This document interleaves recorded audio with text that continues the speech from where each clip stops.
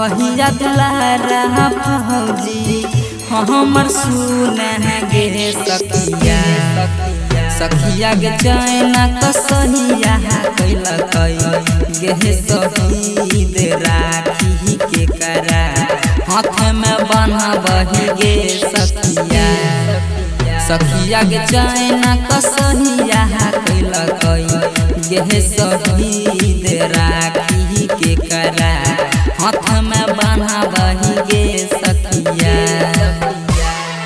रिमझिम recording studio Simri Bakhtiyarpur. सखिया गे चैना कसहिया कैलकै गे शहीद राखी के करा हाथ में बान्हबही गे सखिया।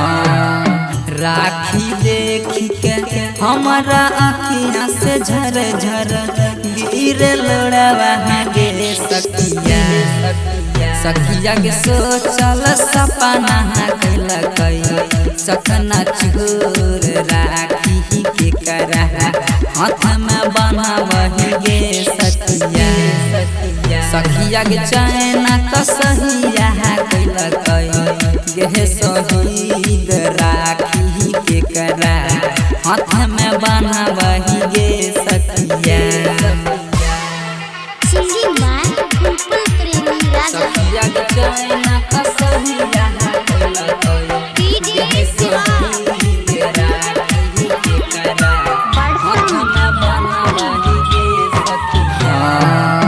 भैया के बिना घर जगना सुना सुना लागे गे सखिया सखिया गे बिकरंता फूल फूल यरुन संग में छोड़ बेहला हे राखी केकरा बान्हबही गे सखिया सखिया गे चैना कसहिया कैलकै गे शहीद राखी के करा हाथ में बान्हबही